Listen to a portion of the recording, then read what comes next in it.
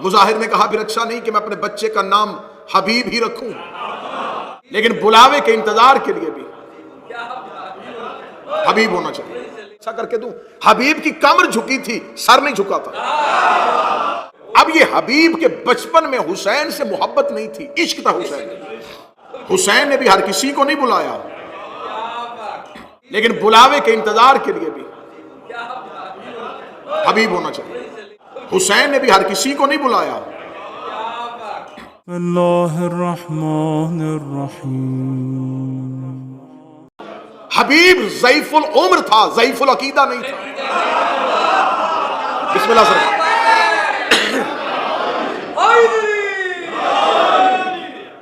حبیب ضعیف العمر ضرور تھے،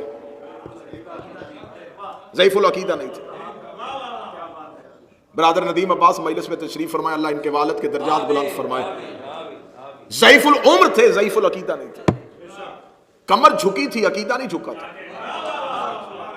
ایسا کر کے دوں، حبیب کی کمر جھکی تھی، سر نہیں جھکا تھا۔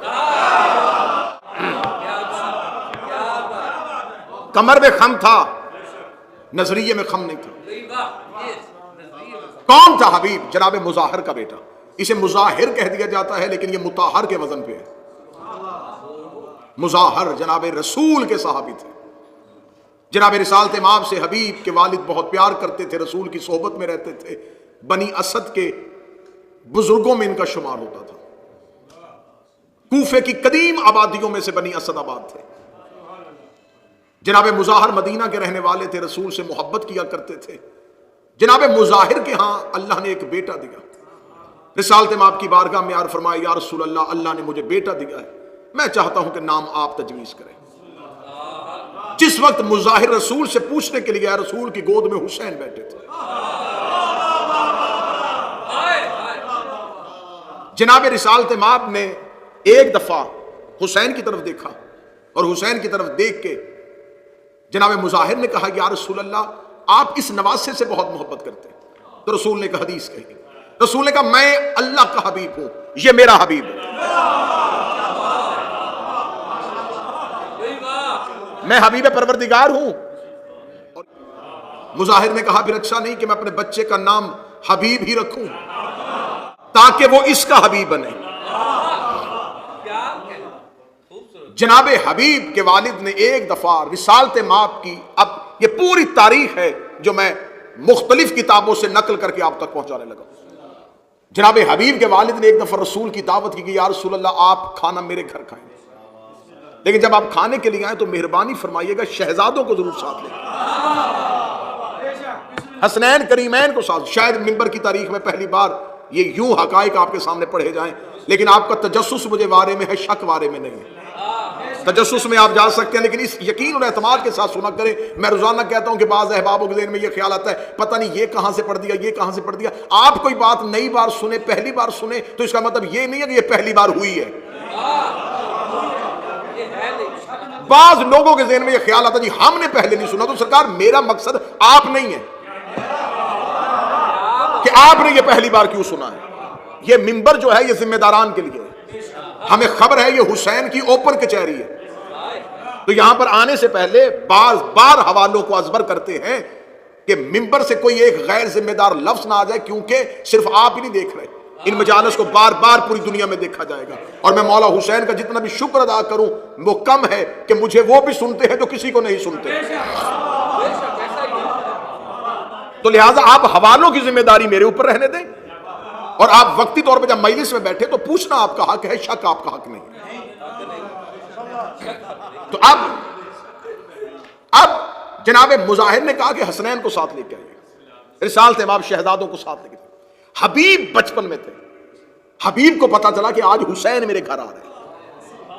یہ حبیب کا بھی بچپن ہے اور حسین کا بھی بچپن ہے۔ حدیث کی کتابوں میں ہے، رجال کشی نے لکھا کہ رسول ایک دفعہ مدینے کے بازار سے گزر رہے تھے اور جناب حسین کریم بادشاہ مدینے کے بازار میں تھے۔ رسول نے دیکھا کہ چھوٹا سا بچہ جو حسین کے پیچھے پیچھے اور حسین کے پاؤں سے مٹی اٹھاتا ہے اور اپنی آنکھوں کو لگاتا ہے۔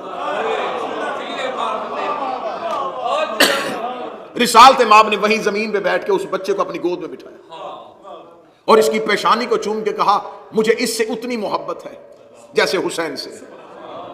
یہ حبیب ہے۔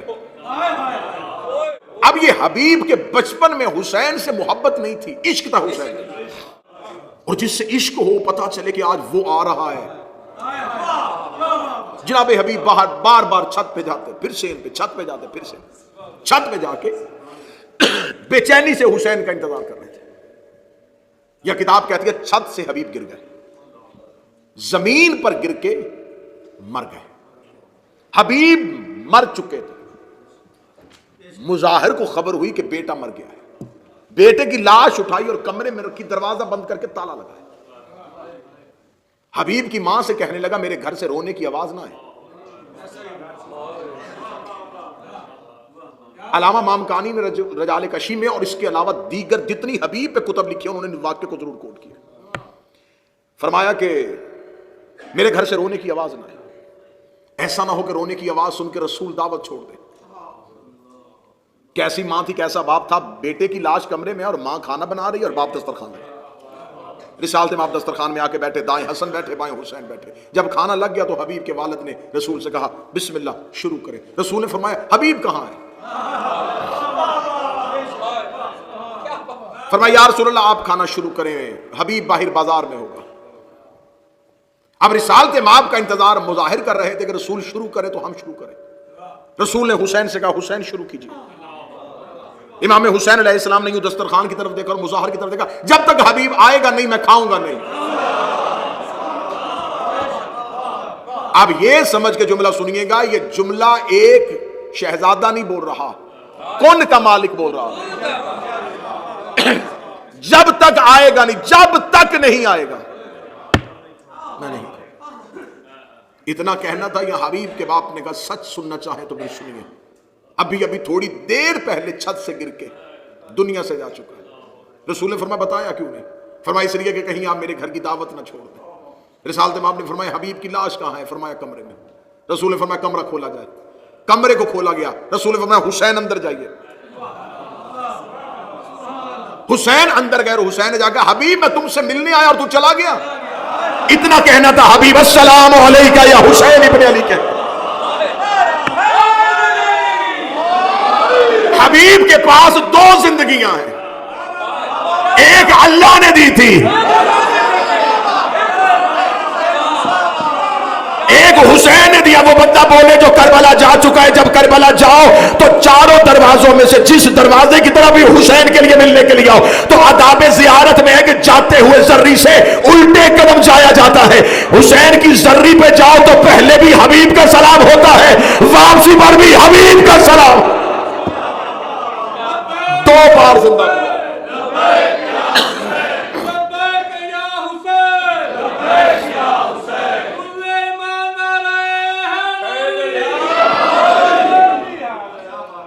دو بار حبیب کا سلام۔ دوسری زندگی حبیب کو حسین نے دی تھی۔ جناب حبیب کوفہ منتقل ہو چکے تھے بنی اسد قبائل کی وجہ سے، اور جب جناب مسلم کی آنے کی خبر پہنچی تو سب سے پہلے جناب مسلم کے ساتھ دینے والوں میں سلیمان بن سرد خزائی، جناب امیر مختار، جناب ہانی بن عروہ، ان بزرگوں کے ساتھ جو واضح کردار تھا وہ حبیب بن مظاہر کا تھا۔ لیکن جب جناب ہانی کے گھر جناب مسلم کو مہمان بنا کے ٹھہرا دیا گیا تو جو کوفہ سے باہر نکل کے دیگر قبائل سے مسلم کی بیعت لینے کے لیے گئے تھے وہ دو سردار تھے، ایک مسلم بن اوسجا اور ایک حبیب ابن مظاہر۔ ان دونوں کو بھیجا گیا تھا کوفے سے باہر۔ جناب مسلم بن اوسجا کے لیے جناب مسلم بن عقیل نے کہا تھا کہ جس نے مسلم بن اوسجا کے ہاتھ پہ بیعت کی وہ سمجھے اس نے مسلم کی بیعت کی، جس نے مسلم کی بیعت کی اس نے حسین کی بیعت کی، جس نے حسین کی بیعت کی اس نے اللہ کی بیعت کی۔ جناب حبیب ابن مظاہر وقت شہادت مسلم بن عقیل کوفہ سے باہر تھے، جناب مسلم شہید ہو گئے۔ اب جناب حبیب کا کردار تاریخ بتاتی ہے کہ جناب حبیب اب کوفہ میں آئے اور کوفہ میں آ کے حسین ابن علی تک پہنچنے والے لشکر اور ان ٹولیوں کی سربراہی کرنی شروع کر دی۔ خبر پہنچی کہ حسین ابن علی مکہ سے نکل چکے۔ مکہ سے نکل کے پہلی منزل پہ آ کے حسین ابن علی نے ایک قاصد کو کوفہ کی طرف روانہ کیا، اور جو خط تھا اس خط کا عنوان اس کا میں کیا حوالہ دوں، کتنی کتابوں کے نام لوں؟ میں ایک ہی حوالہ مستند دے دیتا ہوں. آج بھی کربلا میں حبیب کی قبر کے اوپر حسین کا وہ خط لکھا ہوا ہے. اب آپ مجھے بتائیے کہ مجھے کتاب کا صفحہ بتانا ضروری تھا یا حبیب کی قبر کا کتبہ جو ہے اس کے اوپر آج بھی حسین کا خط لکھا ہوا ہے. اس خط کے اوپر لکھا من حسین ابن علی الی رجل فقیہ حبیب ابن مظاہر. حسین ابن علی کی طرف سے ایک رجل فقیہ حبیب ابن مظاہر کی طرف. ان پڑھ کسی کو مولوی کہے تو اور ہے، اور ایک مولوی کسی کو فقیہ کہے تو اور ہے، اور اگر دین ہی کسی کو فقیہ کہہ دے. فقیہ کہتے ہیں جسے دین کی سوجھ بوجھ ہو، دین کے ارکان کے بارے میں جانتا ہوں. اور یہ کہہ کون رہا ہے؟ حسین. حسین ابن علی کہہ رہے ہیں رجل فقیہ. اب میں بتاؤں گا یہ رجل فقیہ کیسے صادر آیا تھا. جناب حبیب کو حسین ابن علی کا خط پہنچا. جب حبیب کو خط پہنچا تو حبیب بازار میں خضاب خرید رہے تھے داڑھی پہ لگانے کے لیے. قاصد نے آ کے بتایا تم میں سے حبیب کون ہے؟ فرمایا میں ہوں. فرمایا خط ہے حسین ابن علی کا. فرمایا میرے آقا مکہ میں ہے؟ فرمایا مکہ چھوڑ چکے پہلی منزل پہ، کوفہ آ رہے ہیں. کہتے ارادہ یہی ہے. حبیب نے وہیں پہ خضاب زمین پہ پھینکا. دکاندار نے کہا حبیب تو نے خضاب خریدا تھا زمین پہ کیوں پھینک دیا؟ فرمایا اب یہ داڑھی لہو سے تارو. اب آپ کو بتاؤں کہ حبیب کس منزل پہ فائز تھے. یہ منزل سنیے گا. میں اس وقت کا واقعہ پڑھنے لگا ہوں جب ابھی کوئی کربلا کے آثار نہیں تھے، بالکل امن کا زمانہ تھا. اور کوفے میں بنی اسد کی بیٹھک کے باہر حبیب گھوڑے پہ کھڑے تھے. یہ آباد کوفہ ہے اور حالات پر امن ہے. حبیب گھوڑے پہ بیٹھے ہوئے ہیں جب جناب میسم تمار سامنے سے آئے. میسم بھی گھوڑے پہ سوار ہے. کہاں؟ کوفے کا چوک، بنی اسد کی بیٹھک، حبیب اپنی سواری پہ. سامنے سے میسم کی سواری ہے. میسم کی سواری کا آنا تھا. حبیب کہتے میرا سلام ہو اس شجاع ترین جوان پر جس کے سر کے بال گھنگریالے ہیں اور اسے ان قریب محبت علی میں سولی لٹکایا جائے گا. یہ جملہ کون کہہ رہا ہے؟ حبیب کہہ رہے ہیں. کس کے لیے کہہ رہے ہیں؟ میسم کے لیے کہہ رہے ہیں. حبیب نبی نہیں تھے.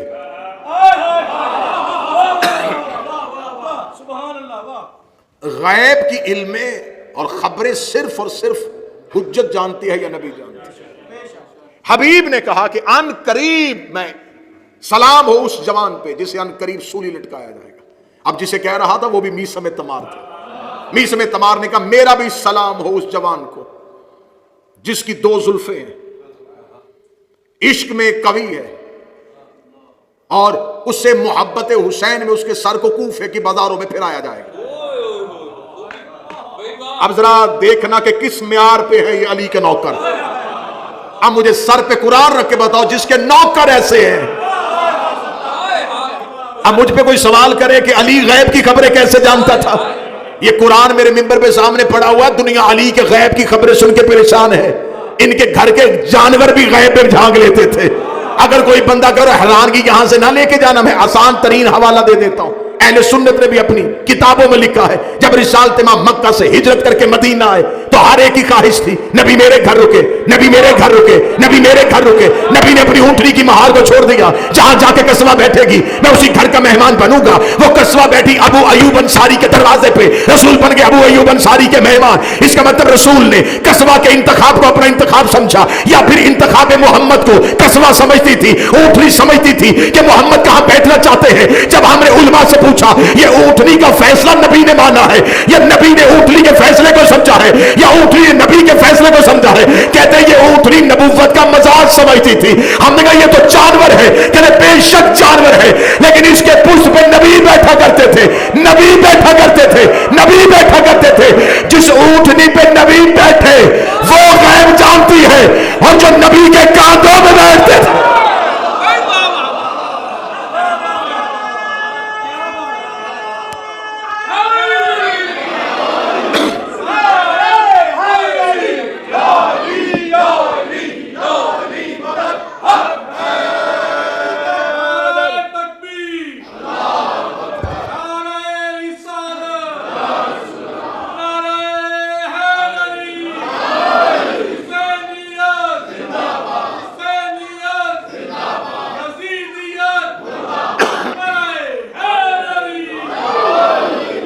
متوجہ صاحب؟ جناب میثم تمار نے کہا میں سلام ہو میرا بھی اس مرد مومن پہ.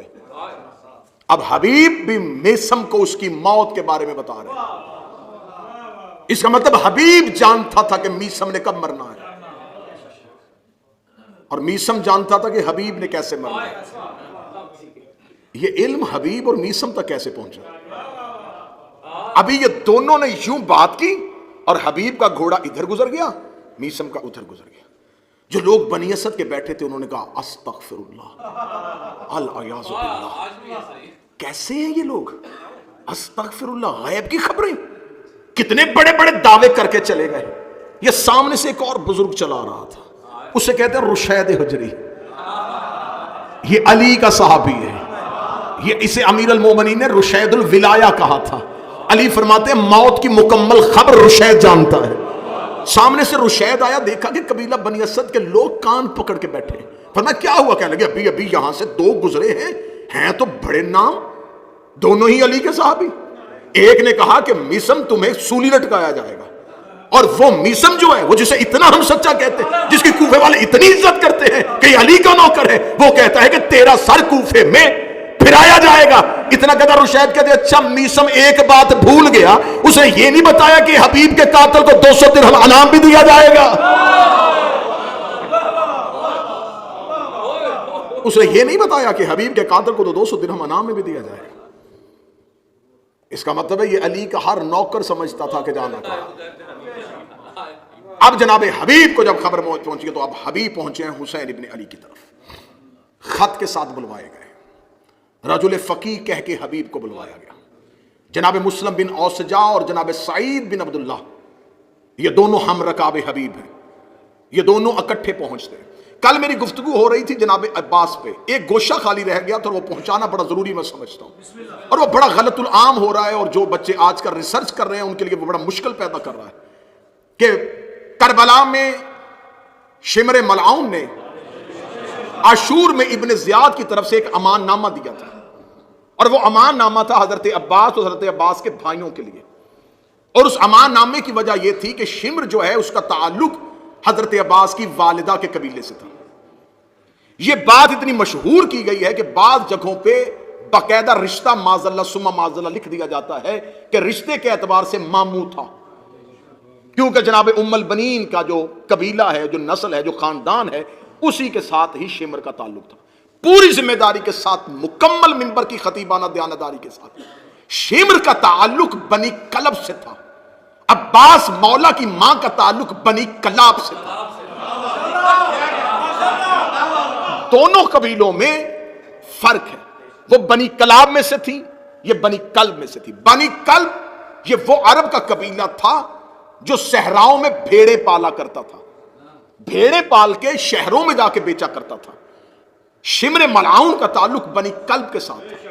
ہاں اب آپ مجھ پہ سوال کریں کہ کیا کتابوں میں یہ لکھا ہے، مقاتل میں یہ لکھا ہے کہ امان نامہ آیا؟ ہاں آیا، یہ میں مانتا ہوں، کتابوں نے یہ روایت دی ہے کہ امان نامہ آیا ہے، لیکن وہ امان نامہ رشتہ داری کی بنیاد پہ نہیں دیا. میں نے آپ کو شاید دوسری یا تیسری تقریر میں بتایا تھا کہ حسین کے پاس کل 4 علی تھے. ایک مجلس میں نے بتایا، جناب محمد حنفیہ، جناب مسلم بن عقیل، جناب عباس ابن علی اور جناب عبداللہ ابن جعفر طیار. محمد حنفیہ کو مدینے چھوڑا، عبداللہ ابن جعفر طیار کو کوفے بھیجا، مسلم بن عقیل کو مکہ چھوڑا، جناب عبداللہ ابن جعفر طیار کو، مسلم کو کوفہ بھیجا، صرف اکیلے عباس کو لے کے گئے. اب کربلا میں یزید اور یزید کے لشکر کو خوف تھا عباس کا. شمر ملعون نے جا کے ایک بھیانک سازش کی. اس نے جا کے کہا کیونکہ ہماری تمہارے قبیلے کے ساتھ ایک تعلق داری ہے بنی کلب کی بنی کلاب سے، لہذا میں تمہیں اور تیرے بھائیوں کو یہ امان نامہ لکھوا کے لے کے آیا ہوں ابن زیاد سے. اگر عباس اور عباس کے بھائی میدان کربلا سے چلے جائیں محفوظ رستہ دیں گے، ان کی زندگیوں کو امان ہے. عباس تجھے اور تیرے بھائیوں کو میں ابن زیاد سے امان نامہ لکھوا کے لے کے آیا ہوں. اب یہ وقت ہے عاشور کا، یہ وقت ہے میدان کارزار کا. کاش وقت ہوتا تو عباس تفصیلی جملے پڑھتے. حسین نے کہا عباس اس کا جواب دے. عباس گھوڑے کی زین پہ آئے. حضرت عباس نے ایک ہی جملہ کہا تبت یدا کا، تیرے ہاتھ ٹوٹے. اب علمی جو لوگ بیٹھے وہ اس گہرائی کو سمجھنا. اب وقت نہیں تھا، میدان جنگ ہے اور گھمسان کا رنگ ہے. عباس نے ایک جملہ کہا تبت یدا کر، تیرے ہاتھ ٹوٹے. یہ لہجہ عباس نہیں ہے، یہ آیت قرآن ہے. کس کے لیے آئی تھی؟ ابو لہب کے لیے. تبت یدا ابی لہب، اے ابو لہب تیرے ہاتھ ٹوٹے. ابو لہب کا آج بھی تاریخ مغالطے میں ہے کہ ابو لہب رسول کا چچا تھا، لیکن ابو لہب رسول کا چچا نہیں تھا. پلا بنی ہاشم میں تھا لیکن خونی نہیں تھا. اس کی ماں لونڈی تھی، حضرت عبد المطلب کی. کنیز اپنا بیٹا لے کے آئی تھی، پلا تھا اس قبیلے میں لیکن کہلوانا شروع کیا کہ میں بنی ہاشم ہوں. خدا نے کہا تب دیا تیرے ہاتھ ٹوٹے. یہ جملے ابو طالب کے لیے، ابو لہب کے لیے آئے تھے کہ ابو لہب بیٹا کسی اور کا ہے، پلا کسی قبیلے میں ہے. عباس نے وہی اللہ کا لہجہ استعمال کیا. اے شمر تیرے ہاتھ ٹوٹے، تو بیٹا کسی اور کا ہے، نسبت کسی اور سے دے رہا.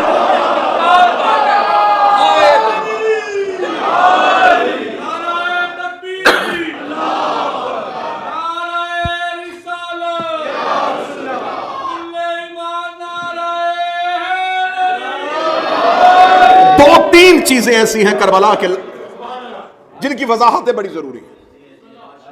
جناب محمد حنفیہ مولا علی کے بیٹے، ان کے لیے آج تک تاریخ نے، مورخ نے مشکوک کیا ہے محمد حنفیہ کا کردار.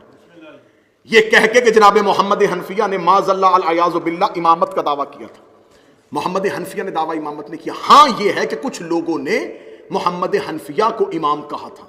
اس فرقے کو فرقہ کیسانیہ کہا جاتا ہے. اس کے اثرات دنیا میں ختم ہو چکے، لیکن آذربائیجان اور مصر میں کہیں کہیں اس فرقے کے لوگ اب بھی پائے جاتے ہیں. ان فرقے والوں کے پاس دلیل کیا تھی؟ متوجہ ہیں بات کی جانب؟ ان کے پاس دلیل یہ تھی کہ بعد از شہادت حضرت امام حسین انہوں نے سید الساجدین کی امامت کو نہیں مانا. انہوں نے اپنی امامت کا تعلق منتقل کر دیا تھا جناب محمد حنفیہ کے. اور ان کے پاس دلیل کیا تھی؟ وہ دلیل یہ دیتے تھے کہ مولا علی کے بعد امام حسن امام بنے، پھر امام حسن کا بیٹا امام نہیں بنا، علی ہی کا دوسرا بیٹا امام بنا. تو اب اگر حسین شہید ہو گئے ہیں تو جیسے امامت نسل حسن میں نہیں گئی تو اب یہ نسل حسین میں بھی نہیں جائے گی، یہ نسل علی ہی میں رہے گی. تو لہٰذا اگر علی کا بیٹا زندہ کوئی موجود ہے تو امام علی کا بیٹا ہوگا. انہوں نے اس ایک عقیدے کی بنیاد پہ مولا سجاد زندان میں تھے اور انہوں نے کہا ویسے بھی اس وقت امام وقت کا لوگوں کے درمیان موجود ہونا ضروری ہے تاکہ شہادت حسین پہ قیام کر سکے. تو انہوں نے محمد حنفیہ کی امامت کا اعلان کر دیا اور مدینے میں یہ کہنا شروع کر دیا کہ مدینے والوں پریشان ہونے کی کوئی ضرورت نہیں، اگر حسین شہید ہو گئے ہیں تو اگلا امام علی کا یہ بیٹا محمد حنفیہ ہے. اب یہاں پر محمد حنفیہ خاموش رہے. اس خاموشی کو مورخ نے مشکوک کر دیا. مورخ یہ کہتا ہے کہ اگر محمد حنفیہ اس امامت پہ راضی نہیں تھے تو وہ خاموش کیوں رہے؟ اب ہمیں اس سوال کا جواب ڈھونڈنے کے لیے اس دور میں جانا پڑے گا. بہت سے واقعات ایسے ہوتے ہیں جس کا جواب اس دور میں ہی مل سکتا ہے، اس ماحول میں نہیں مل سکتا. اس ماحول میں جانا پڑے گا. جب ہم اس ماحول میں گئے تو ایک بہترین جواب ملا. جب جناب محمد حنفیہ کے لیے ان لوگوں نے امامت کا اعلان کیا تھا اس وقت سید الساجدین شام کے زندان میں تھے اور دمشق میں ایک سازش کر لی گئی تھی کہ قتل حسین کے بعد آنے والا امام یہ سجاد اور اس کے بعد آنے والا امام محمد باقر ہے. دونوں باپ اور بیٹا کو شام کے زندان میں قید کرو. اس قید کو اتنا طولانی کرو، اتنا لمبا کرو کہ نسل امامت یہیں پہ ختم ہو جائے. اگر سجاد ضعیفی کی وجہ سے زندان میں مر جائیں تو اس کے بعد جو بیٹا باقر ہے یہ کم سن ہے، لہٰذا اسے بھی زندان میں رکھو تو نسل امامت یہیں سے قطع ہو جائے تاکہ ہم قتل حسین کے بعد اپنا اصل ہدف پا سکیں کہ ہم نے صرف محمد کا بیٹا قتل نہیں کرنا تھا، ہم نے نسل محمد اور نسل امامت کو قطع کر دیا ہے. پھر ہم بنی امیہ بلا شرکت غیر دنیا میں حکمرانی کر سکیں گے. ادھر دمشق میں بند کمرے میں یہ سازش ہوئی، ادھر مدینے میں کچھ لوگوں نے محمد حنفیہ کی امامت کا اعلان کر دیا. خبر دمشق پہنچ گئی کہ تم سجاد کو قید کر کے بیٹھے ہو، یہ تو امام ہے ہی نہیں. آپ کو یاد ہے کہ اللہ نے غار کے باہر ایک مکڑی سے جالا بنوا دیا تھا. وہ کیا مکڑی کا جالا محمد سے زیادہ طاقتور تھا؟ کیا نبی اپنی حفاظت نہ کر سکے اور مکڑی کے نہیں، اللہ نے تدبیر کی تھی. کہ مکڑی کا جالا دے کے پلٹ جائیں گے، یہاں کون کیسے آ سکتا ہے؟ یہاں تو مکڑی نے جالا بنا ہوا ہے اور کبوتری نے انڈے دیے ہوئے ہیں، لہٰذا لوگ واپس چلے جائیں۔ اللہ تدبیر کرتا ہے۔ ادھر انہوں نے قتل سجاد کا پروگرام بنایا، ادھر پتا چلا کہ سجاد تو امام ہی نہیں ہے، اگلا امام تو محمد حنفیہ ہے۔ میں اس پوری تاریخ کو اگر ایک جملے میں جلدی بند کرنا چاہوں تو ایسے بند کروں گا، اللہ ہر دور میں ایک حجت کو بچانے کے لیے ایک ابو طالب ضرور رکھتا ہے۔ محمد حنفیہ اس دور کا، جناب محمد حنفیہ اس دور کے ابو طالب۔ بعد میں خطبہ حج کے موقع پر انہوں نے خود سید الساجدین کی امامت کا اعلان کر دیا تھا اور خود یہ لوگوں سے کہہ دیا تھا کہ حجر اسود جس کی گواہی دے گا وہ امام ہے۔ اب جناب حبیب اپنے ان دو ساتھیوں کے ساتھ کربلا میں پہنچتے ہیں۔ جب یہ کربلا میں پہنچتے ہیں تو اب میں نے لفظ کہا رجل فقی، ایک یہاں پر دوست ہیں حبیب کے ساتھ جناب سعید۔ جناب سعید 10 محرم کو اس وقت شہید ہوتے ہیں جب امام حسین نماز ادا کروانے کے لیے کھڑے ہوتے ہیں تو ادھر سے تیروں کی بارش شروع ہوتی ہے۔ جناب سعید میدان جنگ میں آ کے وقت کے امام سے ایک شرعی مسئلہ پوچھتے ہیں۔ آ کے جناب سعید کہتے ہیں کہ مولا آپ امام وقت ہیں، مجھے ایک سوال کا جواب دیں کہ اگر کوئی شخص کعبے کی حفاظت کرتا ہوا کعبے کو پیٹھ دکھا دے تو یہ گناہ تو نہیں ہوگا؟ اب جو قریب بیٹھے ہیں یہ بات سمجھتے بھی جانا۔ ناروں والی مجلس تو میں نے پہلے دن سے نہیں پڑھی، پہلے دن سے میں داد سے بے نیاز ہو گیا ہوں کہ معلوماتی جتنی معلومات جتنی جلدی ہو سکے میں آپ تک پہنچوں۔ اگر کوئی شخص دفاع کعبہ کرتا ہوا کعبے کو پوچھ دکھا دے تو کیا وہ گناہ تو نہیں ہوگا؟ حسین نے فرمایا اگر مقصد تحفظ کعبہ ہے تو گناہ نہیں بلکہ اجر ملے گا۔ اتنا کہنا تھا صحیح دے کے کہتا پھر میں آپ کی حفاظت کے لیے آگے کھڑا ہو جاؤں، پھر میں آپ کی حفاظت کے لیے آگے کھڑا ہو جاؤں۔ جناب کریم کربلا امامت کروا رہے تھے بلا تشبیہ، یوں حسین امامت کروا رہے، سعید یہاں نہیں کھڑا ہوا، یہاں کھڑا ہوا، بالکل حسین ابن علی کے سامنے اپنے سینے کو چوڑا کیا اور حسین کو اپنے پیچھے چھپایا۔ جناب سعید حسین کے آگے کھڑے ہو گئے، سامنے سے تیروں کی بارش آ گئی۔ میں نے مجلسوں میں ابتدا میں یہ دعویٰ کیا تھا کہ میں بہت سی قرآن کی آیتیں ایسی بتاؤں گا جن کا مصداق صرف اور صرف اصحاب حسین۔ قبلہ تشریف فرمائے خدا نے قرآن میں ایک آیت بھیجی، وہ آیت ہے الذین ہم یحافظون صلواتہم، وہ لوگ جو اپنی نمازوں کی حفاظت کرتے ہیں۔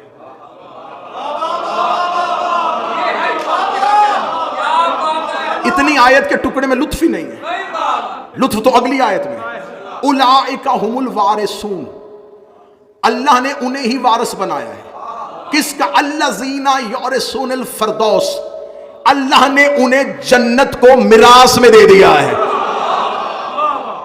یہ آیت قرآن میں آئی ضرور تھی لیکن اس آیت کا کوئی مصداق نہیں مل رہا تھا۔ نماز قائم کرنے والے مل رہے تھے، نماز ادا کرنے والے مل رہے تھے، یہ پتہ ہی نہیں چل رہا تھا کہ نماز کی حفاظت کیسے کی جاتی ہے۔ ادھر سعید حسین کے آگے کھڑے ہوئے، اتنے تیر لگے سعید ابن عبداللہ کے جسم پہ کہ ایک بھی جسم کا حصہ بغیر تیروں کے نہیں تھا۔ ادھر حسین نے آخری سجدہ مکمل کیا، یا سعید کا سر حسین کے زانو پہ آیا، سعید حسین کے زانو پہ گرے، حسین نے سعید کا سر اپنے ہاتھوں پہ لیا، سعید کی آنکھوں میں آنسو تھے۔ حسین نے فرمایا سعید کیوں رو رہا ہے؟ کہنے لگا مولا شہادت مل گئی، مولا یہ بہت بڑا اعزاز ہے، اور اس سے بڑھ کے بھی اعزاز کیا ہوگا کہ نوکر کا سر مالک کے زانو پہ ہے، اور اس سے بڑھ کے بھی کرم کیا ہوگا کہ نوکر کا چہرہ امام کے ہاتھوں پہ ہے۔ رو اس لیے رہا ہوں کہ ایک نماز ایسی رہ گئی جو میں نے آپ کے پیچھے نہیں پڑھی۔ حسین نے سعید کا ماتھا چوم کے کہا تو نے نماز پڑھنے کی حسرت کی ہے، اللہ نے تیرے لیے قرآن میں کہا تھا جو نمازوں کی حفاظت کرتے۔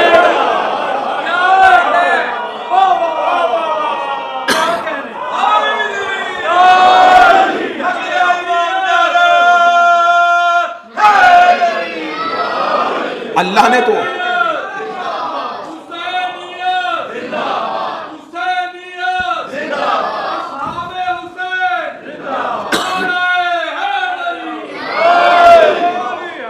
اللہ نے تو تمہیں جنت کا وارث بنا دیا. اب مجھے جملہ کہنے دو گے, حسین کے اصحاب مکین جنت نہیں, وارث جنت. اللہ نے ان کو جنت میراث میں دی. یہ جنت دیتے ہیں, یہ جنت میں جانے والے نہیں, یہ دینے والے. کسی کے ذہن میں ہلکا سا شک ہو تو میں اسے ایک اور نتیجہ دیتا ہوں. اس نے بغداد کے چوک میں بہلول کو بیچتے ہوئے نہیں دیکھا. یہ ہے سعید جو حفاظت نماز کی خاطر اللہ کی بارگاہ میں گیا. اور جناب حبیب کس وقت گئے؟ جس وقت حسین نماز پڑھ رہے تو جو ہی سعید حسین کے زانوں پہ گرے. تو اب یہ کتابیں کہتی ہیں کہ ظہر کی نماز ہو چکی تھی اور ابھی عصر کی نماز باقی تھی. ظہر کی نماز تک سعید نے تیروں کا رستہ روکا ہے. حسین اٹھے اور عصر کی اقامت کہی. حسین نے تکبیر بلند کی. یہ سامنے سے کسی نے ٹیلے پہ کھڑے ہو گیا, گر گیا ہے حسین کا صحابی. اب تیر حسین کی طرف جائیں گے. ہوتی ہوئی نماز سے حبیب صف سے نکلے. میں پوری ذمہ داری کے ساتھ کہہ رہا ہوں, ادا ہوتی ہوئی نماز سے حبیب صف سے نکلے, گھوڑے کی زین پہ چڑھے اور نصرت حسین کی خاطر لشکر کے اندر گھس گئے. اب جس وقت یہ حبیب نے فیصلہ کیا ہوگا اس وقت حبیب کے سامنے دو چیزیں ہوں گی, نماز حسین کے پیچھے پڑھوں یا حسین کی نصرت کروں. حبیب نے لمحے میں فیصلہ کرنا تھا. سعید نے امام سے پوچھ لیا تھا, حبیب پوچھ بھی نہیں سکتے تھے کیونکہ حسین تکبیر کہہ چکے تھے. اور جب امام غیبت میں ہو اور امام موجود نہ ہو, پھر دین میں جو فیصلہ کرے کہ کون سا عمل پہلے کرنا ہے اسے فقیہ کہتے ہیں. جس نے غیبت میں فیصلہ کرنا ہو, جس نے غیبت کے دور میں فیصلہ کرنا ہو کہ اب کیا ہو. اب امام تو موجود نہیں, ظاہری امام موجود ہے لیکن تکبیر کہہ چکے. اب امام سے یہ شرعی مسئلہ نہیں پوچھا جا سکتا کہ مولا اگر بعد میں تیر آ جائیں تو پہلے نماز ادا کرنی ہے یا نماز. اب حبیب نے حالت نماز میں خود فیصلہ کیا. یہ فیصلہ حبیب کا ذاتی تھا. اگر حبیب اسی ذات, کیونکہ حبیب جب لشکر میں گئے تو وہی شہید ہو گئے. اگر حسین رجل فقیہ نہ کہتے آج دنیا حبیب پہ الزام لگا دیتی بغیر اجازت حسین کے.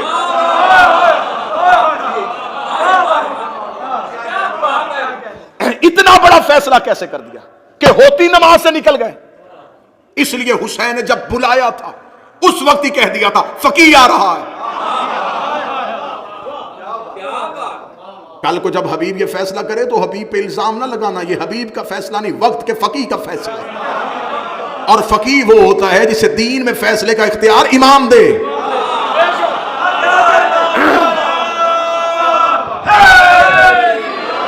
یہ تھا حبیب کا استنباط.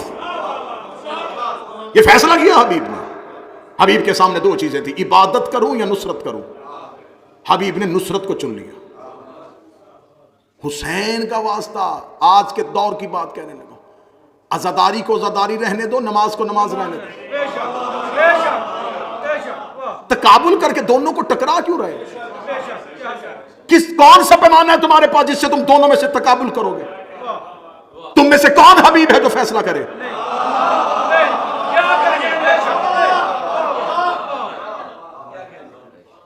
ممبر پہ سوال آ جاتا ہے, ممبر پہ ندیم بھائی بیٹھتے ہیں, ممبر پہ چٹ آ جاتی ہے, ماتم افضل ہے یا نماز؟ میں نے بڑے بڑے خطبہ کو چٹ پھاڑ کے پھینکتے دیکھا ہے. انہیں پتا ہے کہ ماتم کہیں گے تو بعد میں نمازی پکڑ لیں گے, نماز کہیں گے تو دروازے پہ ماتمی پکڑ لیں گے. میں نے پھر بی بی سے خیرات مانگ کے یہ ممبر پہ جواب میں نے پہلی بار دیا تھا, اور اس کے بعد بہت سے خطبہ نے دیا. میں نے ممبر پہ یہ جواب دیا تھا, یہ فیصلہ ہمیشہ وہ کرتا ہے جس نے دونوں میں سے ایک چھوڑ نہیں ہو.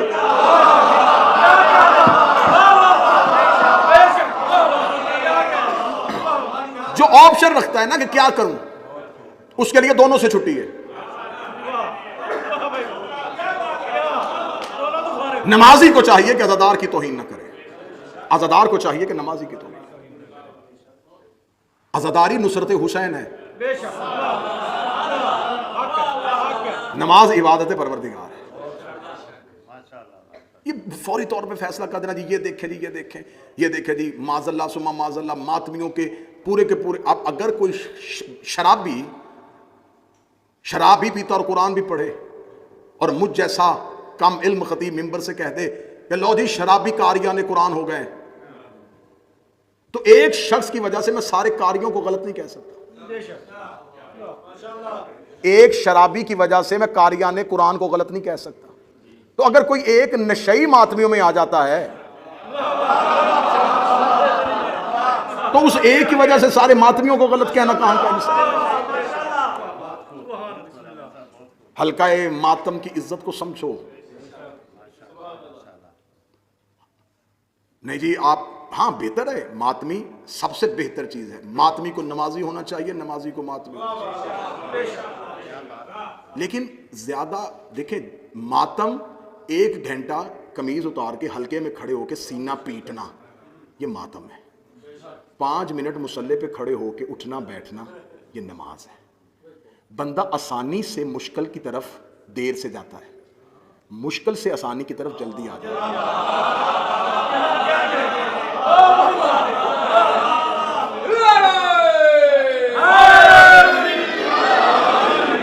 1 گھنٹہ قمیض اتار کے حلقے میں ماتم کرنے والے کو 5 منٹ کے لیے مصلی پہ لے کے آنا بڑا آسان ہے.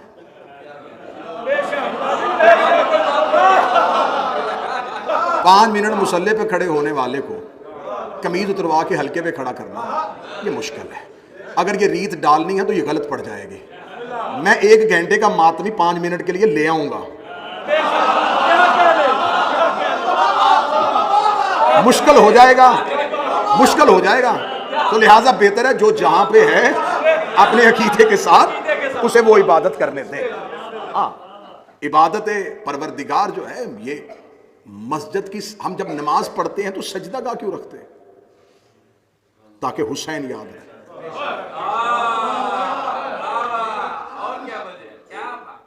نمازی بڑا اچھا ہوتا ہے وہ نمازی جو ماتمی ہو، بڑا بہتر ہوتا ہے وہ ماتمی جو نمازی ہو.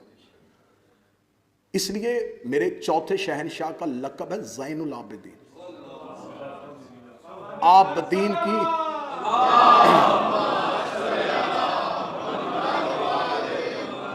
عابدین کی زینت.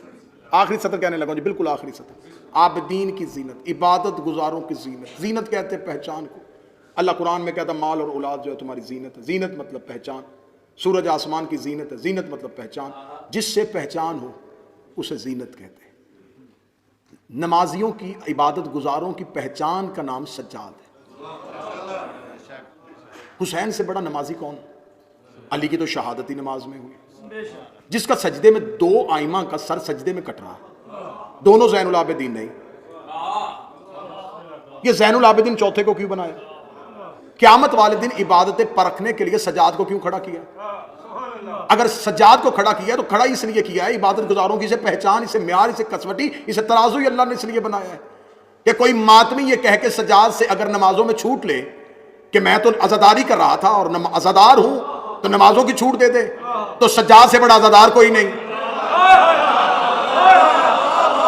اور اگر کوئی نمازی جنت میں جانے کی کوشش کرے کہ میں ماتم میں نہیں گیا، نماز پڑھ رہا تھا، تو سجاد سے بڑا نمازی بھی کوئی نہیں ہے.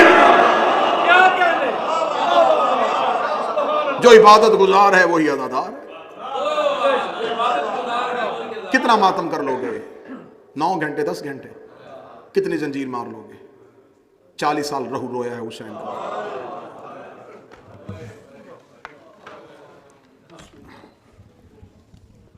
جس کے ماتھے پہ سجدوں کا نشان اور کمر پہ تازیانوں کے نشان.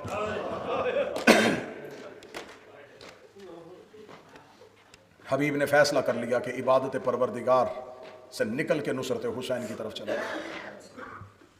آج بھی لوگ حبیب کے فیصلے کو سلام کر رہے ہیں. نصرت حسین کرنے کے لیے عشق حبیب ہونا چاہیے. جنگل میں 3 دن کا پیاسا کہہ رہا تھا کوئی ہے جو میری مدد کرے.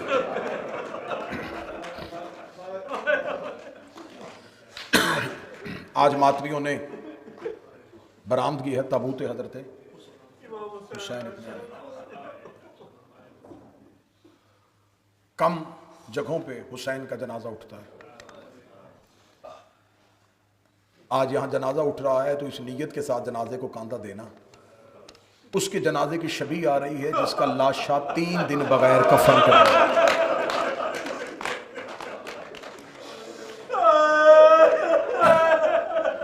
میں کربلا میں تھا 40 کے لیے، قبلہ ترابی صاحب بھی 40 پہ تھے. بڑی مشکل ہوتی ہے زائر کے لیے آخری زیارت. جب زائر آخری بار قبر حسین پہ الوداعی زیارت کے لیے جاتا ہے نا تو اس کی چیخیں نکلتی ہیں. 10 دن رہے کربلا، 8 دن رہے، اتنی بے چینی نہیں ہوتی جتنی الوداعی زیارت میں ہوتی ہے. الوداعی زیارت میں بڑی بے چینی ہوتی ہے. جب زائر کو پتہ چل جائے نا کہ صبح میری فلائٹ ہے، کل واپس چلا جاؤں گا، وہ کوشش کرتا ہے کہ رات پوری شب بیداری حرم میں گزارے. کبھی وہ غازی کے حرم میں جاتا ہے، کبھی حسین کے حرم میں جاتا ہے. بار بار حسین کی قبر کو مڑ مڑ کے دیکھ رہا ہوتا ہے اور ایک ہی جملہ کہہ رہا تھا، حسین اللہ جانے دوبارہ آؤں یا نہ آؤں، حسین اللہ جانے میں دوبارہ آؤں یا نہ آؤں. زائر بار بار قبر حسین پہ جاتا ہے. اگر جو جا چکے وہ میری تائید کرنا، جو نہیں گئے میں ان کے لیے منبر پہ دعا کر رہا ہوں میرا حسین تمہیں کربلا بلائے. یہ زائر اتنا بے چین ہو کے کربلا سے نکلتا ہے، اتنا روتا ہوا کربلا سے نکلتا ہے، مڑ مڑ کے حسین کے حرم کو دیکھ رہا ہوتا ہے، مڑ مڑ کے حسین کے گنبد کو دیکھ رہا ہوتا ہے. مجھے معافی مانگ کے جملہ پڑھنے دینا. آباد حرم چھوڑ کے آتا ہے زائر، آباد قبر چھوڑ کے آتا ہے حسین کی. ہزاروں نکل رہے ہوتے ہیں تو ہزاروں آ رہے ہوتے ہیں. اگر اس جملے کو سمجھنا ہے تو کبھی کربلا میں کھڑے ہو کے سمجھنا. آج ہم آباد قبر چھوڑ کے جاتے ہیں، ہمیں اتنی تکلیف ہوتی ہے. قسمت نہیں اس بہن کی جو بغیر کفن کے چھوڑ کے، بغیر کفن کے جس نے بھائی کو چھوڑا. مکمل شہادت کا وقت نہیں ہے، وقت زیادہ، 3 یا 4 منٹ اور مصحف پڑھو. قبلہ حافظ کفایت صاحب نے اپنی کتاب میں لکھا، امت نے 7 حصوں میں حسین کی لاش کو تقسیم کر دیا. ان ملعونوں نے حسین کی لاش کو 7 حصوں میں تقسیم کر دیا. لاشائے حسین 7 حصوں میں تقسیم ہو چکا تھا. ایک ملعون بجدل ابن کلبی وہ ہے جس نے حسین کی عبا اتاری ہے.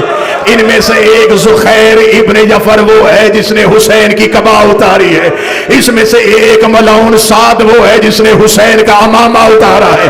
کوئی حسین کی عبا لوٹ کے لے گیا، کوئی حسین کی قبا لوٹ کے لے گیا.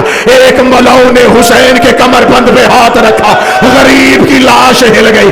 آواز آئی، حیا کر، میری لاش میں میری بہنوں نے آنا ہے، میری لاش میں میری بیٹیوں نے آنا ہے.